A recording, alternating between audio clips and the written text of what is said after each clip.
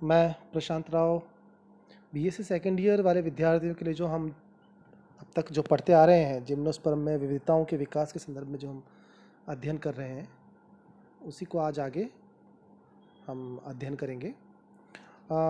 इससे पूर्व अध्ययन से पूर्व मैं आपको फिर बताना चाहूँगा कि हम लोगों ने जो अब तक पढ़ा है वो आवर्त बीजियों की विविधता के जो विभिन्न जो पादप हैं, जीवाश्म हैं, अब तक के जो पौधे हैं उनके शारीरिकी और आकारिकीय लक्षणों का अध्ययन करते हुए हमने इसमें जिम्नोस्पर्म में जो विकास हुआ है पौधों के लक्षणों का, जो वर्तमान जो लक्षण है उनका विकास हुआ है, उनके संदर्भ में हमने चर्चा की थी, जिसमें हमने जिम्नोस्पर्मोप्सिडा के एनरोफाइटल्स, आर्कियोप्टेरिडल्स और प्रोटोपिटाइटल्स के बारे में हमने पढ़ा था।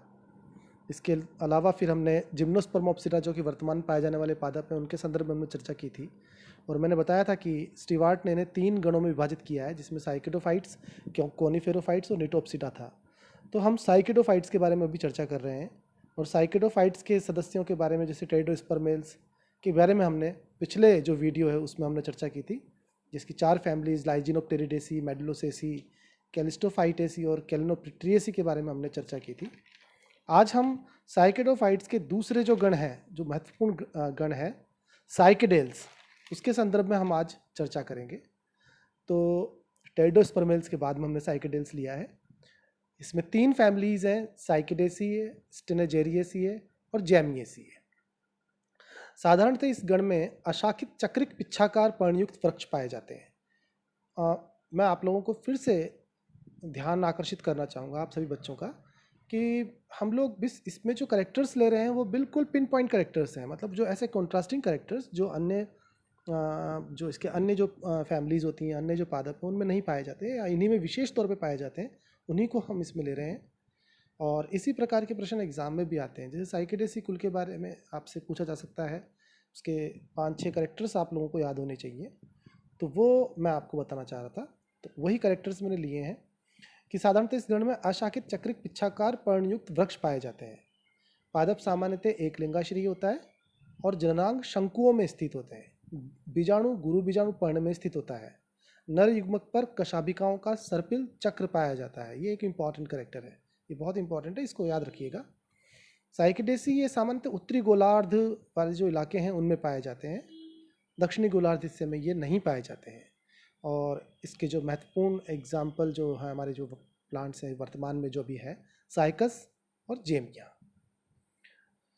अगला स्टेनेजेरिएसी और जेमिएसी के बारे में हम लोग ज़्यादा इसके बारे में अभी इसके जो लक्षण है उसके बारे में हमें चर्चा नहीं करनी है। यहाँ पर हम सीधे साइकिडियोडेल्स जो अगला गण है उसके संदर्भ में अब चर्चा करेंगे। इसमें 3 कुल है, विलियमसोनिएसी, वाइलिनिएसी और साइकिडियोडेसी। जूरासिक काल से क्रिस्टेशियन काल तक ही ये पौधे पाए जाते थे। ध्यान रखिएगा, जूरासिक काल से क्रिटेशियस काल तक ही ये पौधे पाए जाते थे। तना अशाखित था, कभी कभी शाखित भी था और पत्तियां शीर्ष पर पिच्छाकार लगा करती थी।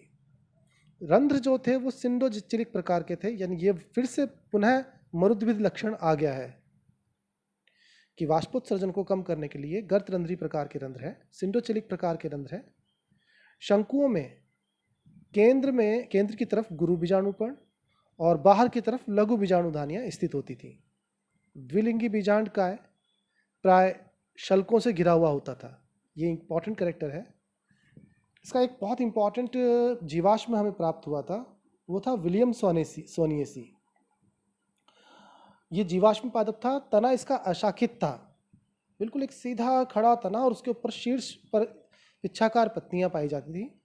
ये एक लिंगी पौधा था और ख़ास तौर पे इसके जो तना था उस पर शल्क पाए जाया करते थे। ये शल्क और कुछ नहीं, उन्हीं पत्तियों के जो पिच्छाकार पत्तियां थीं उन्हीं के अवशेष मात्र थे जो तने पर शल्क के रूप में स्थित रह गए थे। तो ये विलियम सोनिएसी के बारे में आपको ज़रूर थोड़ा सा डिटेल में पढ़ना होगा। मैं आप लोगों को ये सलाह देना चाहूँगा कि विलियम सोनिएसी का जो डायग्राम है वो मैं आपको अगले वीडियो में भी शेयर कर दूँगा। तो विलियम सोनिएसी का डायग्राम भी आप लोग ज़रूर बना के ड्रॉ करके रखिएगा। इसकी अगली जो फैमिली है वाइलिनिएसी, द्विभाजित शाखित तना था, रेखाकार या भालाकार पत्तियां पाई जाती थीं। तना 1.5 मीटर लंबा हुआ करता था। ये द्विलिंगी था और शंकु जो थे वो पुष्पनुमा पाए जाते थे। ध्यान रखिएगा, शंकु पुष्पनुमा, ये नीटेल्स जो गण है, यानी हमारे जिम्नोस्पर्म में जो नव जिम्नोस्पर्म जिन्हें कहा जाता है, उनमें ये इस प्रकार के करेक्टर्स हमें देखने को मिलते हैं, जो कि हमें वाइलिनियसी, जो कि एक जीवाश्मीय कुल है, उसमें भी ये करेक्टर हमें देखने को मिला था। हम अगली फैमिली के बारे में बात करते हैं, साइकिडियोडेसी। इस गण का एकमात्र जीवित कुल साइकस पादपों के समान लक्षण वाला था। साइकस से बहुत ज़्यादा करेक्टरिस्टिक्स इसके मिलते थे, इनके जननांग भी साइकस के समान थे, लेकिन इनके जो लघु बीजाणुपर्ण और गुरु बीजाणुपर्ण में वहाँ थोड़ी सी भिन्नता पाई जाती थी, इसलिए इसे अलग किया गया है साइकस से।